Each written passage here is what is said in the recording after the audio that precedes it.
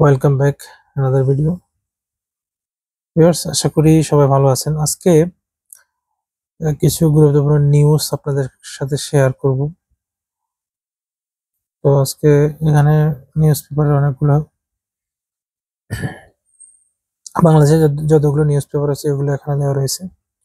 তো মূলত আমি আজকে যে বিষয়টা তুলে ধরবো সেটা হচ্ছে এই যে প্রবাসীদের যে রেমিটেন্স পাঠানো হয়, আজকে যেটা সর্বোচ্চ দাম কত, 120 টাকা $1।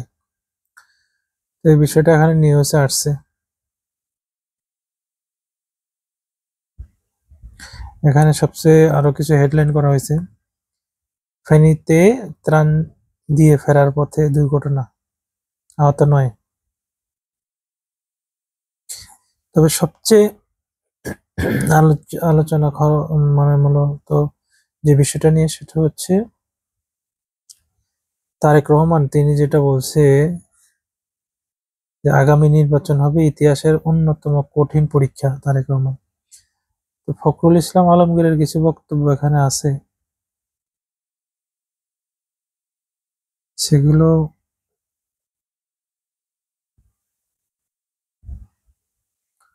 পূর্বাঞ্চলে ভয়াবহ বন্যা,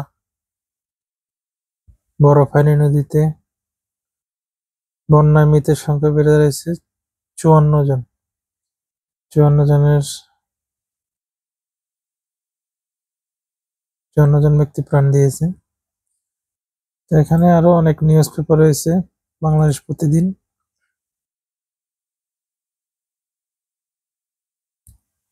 এবং হেডলাইন করছে অনেকগুলা। নয়া দিগন্ত থেকে দেওয়া হয়েছে।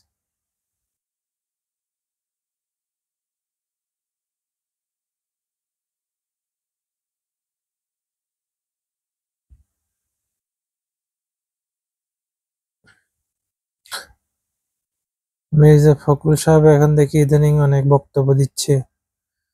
তো এতদিন তো কোথায় ছিল জানি না,